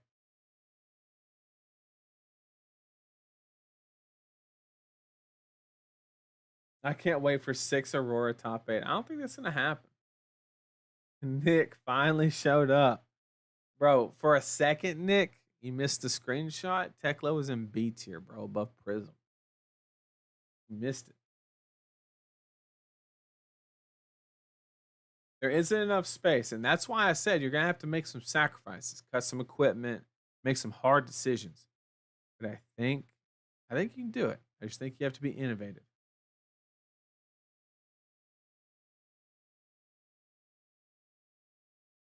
All right. Let's talk about Syndra. Chat, you ever like farted into a lighter? You know what I'm talking about? You know what I'm talking about. And we've all been 10, 14 years old, and we farted into a lighter. It's just human nature. It's what you have to figure those things out. Talking about Art of the Dragon ass, but that flame that would come from that lighter would have lasted twice as long as her meta relevant in the current situation. So I put her in C tier. Everybody gave me a bunch of shit, and she spiked the tournament and then died after 2 good weeks in RTN. So I'm here for it, chat. Talk some shit. Talk some shit, chat. Let's hear it. Who was right? I know it's a meme about my C tier. But damn it, I was right. I was right. This bitch, I mean, no, she's not C tier. Look, she's not that bad. But she ain't that good either. In fact, I need to change some shit. I need you to go here. I need you to go here. Yeah. Yeah, that looks a lot better. Looks a lot better. Just because Colin's got a little sassy, we're going I think I'll put 5 above Missouri. Oh man. Take that one, Colin. Okay. So I think she's mid as shit, to be honest. I think she does something that is kind of powerful. But people actually learned how to play the game of Flesh and Blood, and that resulted in a drastic decline in her performance. And I think that that lands her right around middle of B tier. Is kind of where I would put her. A respectable position, but not anywhere near.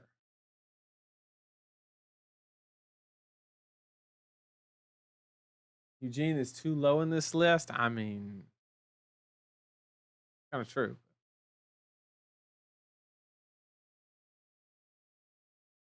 Even a broken clock is right once. Chat is hating. Chat's hating.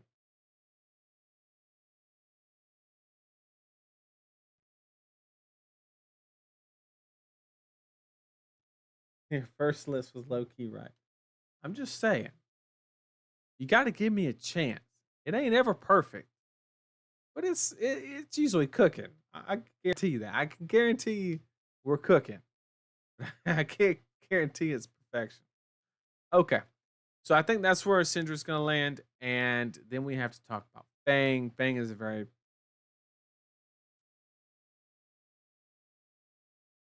in the last stream that I did, I played against a Quicksilver Dagger list. And I was actually impressed. Not because my deck literally was not functioning, but I saw the idea behind it. When I worked on Fang for a little bit, it was not long, trust me. The biggest problem that I had was from a ratio perspective. I had to run way more, draconic reactions than I wanted to because they were kind of ass, to be honest. But being able to cut that ratio into half because you only have to support 1 dagger versus 2 is actually really smart. And then you go in really low with the dagger for 1. Makes getting online a lot easier because now people are not wanting to actively block that and things like that. I'm not saying it's busted. I'm not saying it's changing the meta. I'm just saying thought the hero was dog shit and I was a little bit impressed, which is enough to get you in B. That's what I'm saying. That's what I'm saying. I think he's a mid sandwich. A looming threat of S tier deck clone. I'm just saying.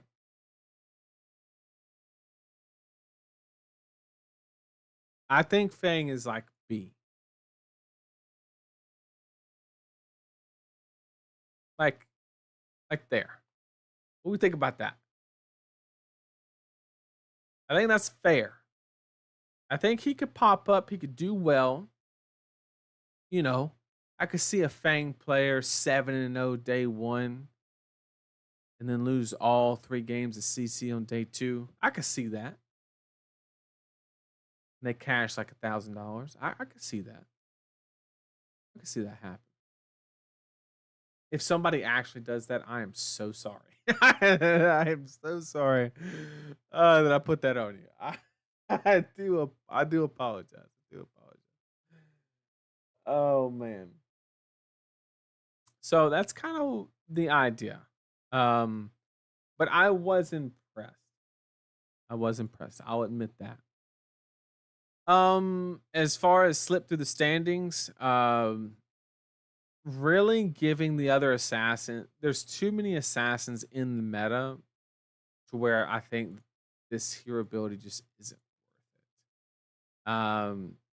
And after watching Nova play the Mario list and just, go again was a problem sometimes, but it really wasn't a huge problem a lot of the time. And the ability to get a lot more extension out of the hero ability there from a tall perspective, I think is just better. I don't think Slippy's bad. We're actually running into a problem. Gotta even things out. I don't think he's bad. I just think that Slippy's probably gonna be in B tier. Being honest, probably here would be my guess, and that would leave the last one. Good old Mario, and with Mario, I think it's gotta go in A tier. I think, other than new, I think he's got to be one of the best assassins. Actually, the best. Way better than this shit Azuri down here. Ain't that right, Colin? So I think that Mario's got to go toward the bottom of A, which means we also need to fix our list again. We do that, and then we add Bolton here, Riptide here. Look at that. That's a list. That is a list. You know why that's a list? Because Missouri keeps moving down. Almost D tier. Just disrespectful. Oh, man. Okay. Collins, I think you're right. But where are we putting her, though? Justifiably, all I can do is this. That's the best I can. Mario has a good matchup in the new. Enigma's okay. You can play against Aurora, fine. Usually really close. Probably a little Aurora favored, but that's okay. It's a decent spot to be in. And then Guardian, you always have a chance, right? Depending on how many defense reactions they run, it could be a little bit iffy. But with Victor not being able to run that many reactions because flashing makes this matchup hurt a little bit less.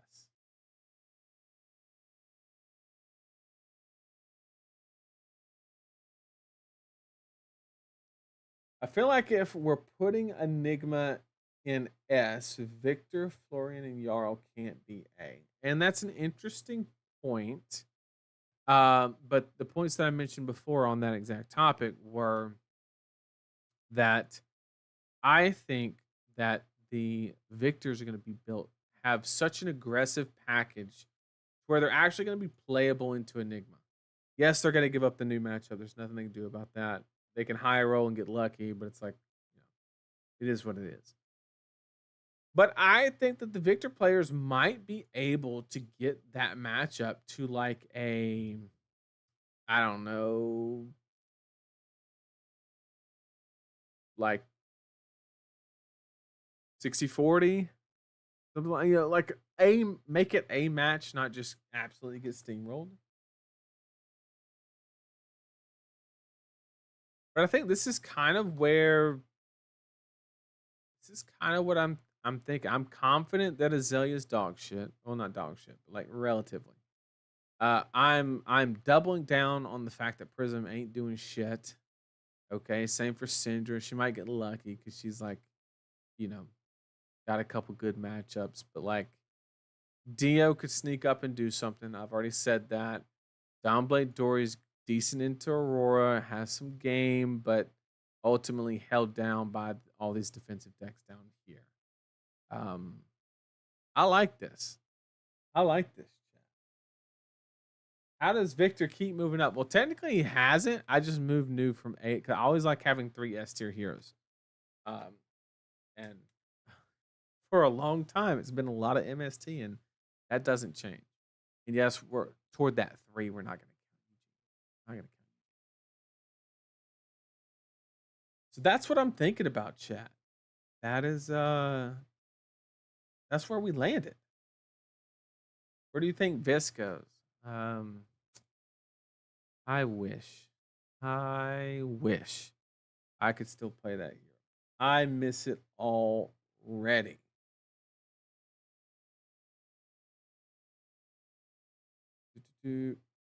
Aurora, the best MST heroes. I don't know about that. I don't know about that. But we had a good turnout. We had like 300 people in here chilling. I appreciate everybody showing up. I appreciate it. I hope everybody, whether you agree, disagree, let me know. Let me know if you're watching this on the VOD. Let me know in the comments what you disagree with. I'd love to have a conversation about it, learn something, you know, and just overall. But the only thing that I will not accept any other answer for is the fact that Eugene's S tier. It's undisputed.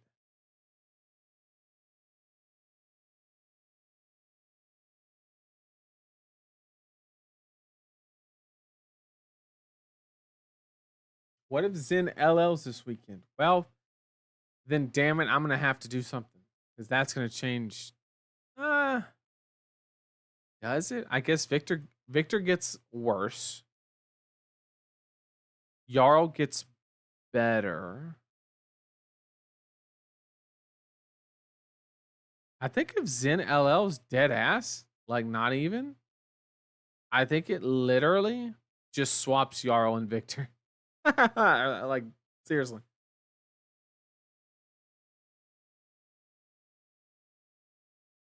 Yeah.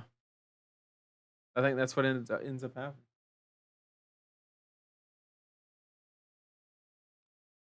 What game is this? This is Flesh and Blood. The greatest TCG on the market.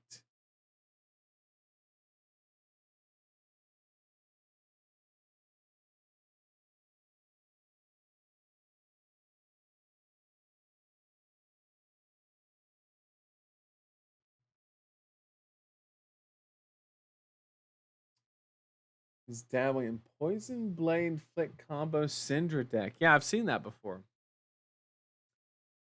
It seems a little sus. It seems a little sus, to be honest.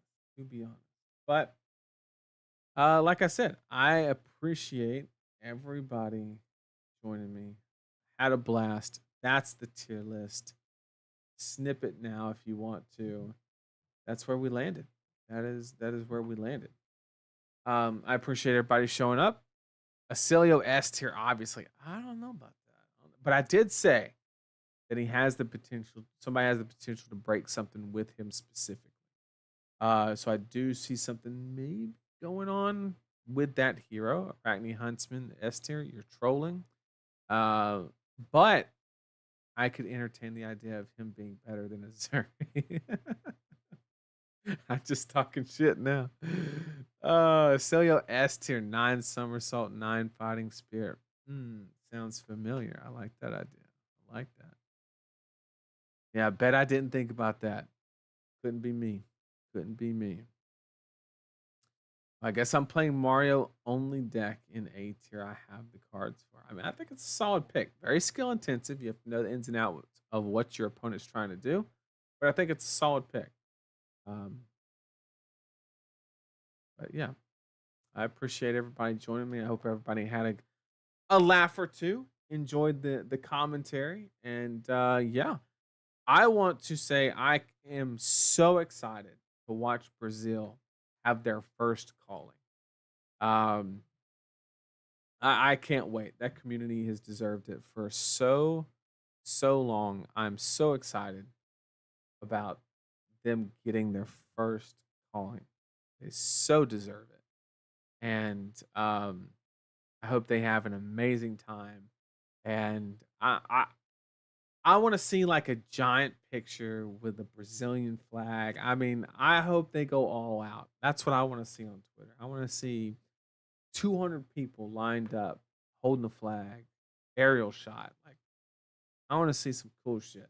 I know that that community is hyped for it, and I want them to enjoy it. I want them to get even more of those events. I really do hope. Come to Brazil. I would love to. In fact, I was trying to make it work. I just simply could not. Started a new job like literally what, a month ago, a little bit more than a month ago, and just everything's, when you start something, you got to get caught up and stuff like that. So things are a little hectic right now, but the next one, the next one,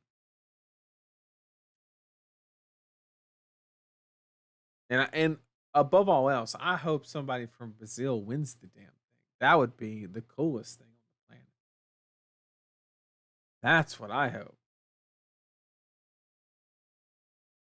But anyway, I digress. Can't wait to see which C tier hero wins the calling.